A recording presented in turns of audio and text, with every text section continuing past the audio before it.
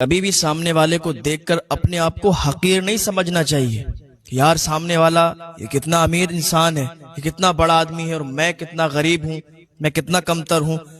انسان کو اپنی نگاہوں میں نہیں گرنا چاہیے۔ دنیا والے اس کے لیے کچھ بھی کہیں اسے فرق نہیں پڑنا چاہیے کہ دنیا والے اس کے لیے کیا کہتے ہیں۔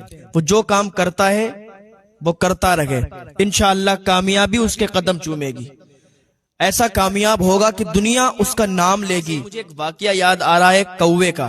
کتابوں میں لکھا ہے کہ ایک کوا تھا تو ایک دن وہ ہواؤں میں اڑ رہا تھا۔ اڑتے اڑتے اس نے دیکھا، اس کی نظر پڑی ایک کبوتر پر جو کہ سفید کبوتر تھا۔ سفید کبوتر پر جب نظر پڑی تو وہ اس کے پاس گیا اور کہا تو تو بہت سفید ہے، تو تو بہت خوبصورت ہے، بہت اچھا لگتا ہے، مجھ سے لاکھ بہتر تو ہے۔ اور کوا اپنی ہی نگاہوں میں نیچا ہو گیا، اپنی ہی نگاہوں میں گر گیا۔ تو کبوتر نے کہا مجھے بھی یہی لگتا تھا کہ میں سب سے بہتر ہوں، خوبصورت ہوں، سفید ہوں، لیکن جب میں ہواؤں میں اڑ رہا تھا تو میں نے رنگ برنگے طوطے کو دیکھا۔ میں نے کہا یار میرے اندر تو صرف ایک رنگ سفید ہے، اس کی بنا پر میں خوبصورت دکھتا ہوں، لیکن یہ طوطا جو ہے اس کے اندر تو کافی رنگ ہے، یہ تو رنگ برنگا ہے، تو طوطا تو مجھ سے زیادہ خوبصورت۔ تو کوے نے کہا اچھا، تو کوا وہاں سے اڑ آیا۔ پھر طوطے پر نظر پڑی تو واقعی طوطا رنگ برنگا تھا، کئی کلر طوطے کے اندر تھے۔ تو اس نے سوچ لیا کہ یار طوطا مجھ سے بہتر ہے۔ طوطے کے پاس گیا، جانے کے بعد کہا کہ تم تو مجھ سے بہتر ہو۔ اس نے کہا مجھے بھی لگتا تھا کہ میں سب سے بہتر ہوں، لیکن جب میں نے مور کو دیکھا کہ مور کی خوبصورتی بہت اچھی تھی، مور مجھے بہت اچھا لگا، تو میں اپنی ہی نگاہوں میں گر گیا کہ یار مور تو سب سے بہتر ہے، اس میں تو کئی رنگ ہیں، لوگ اسے دور و دراز سے دیکھنے کے لیے آتے ہیں۔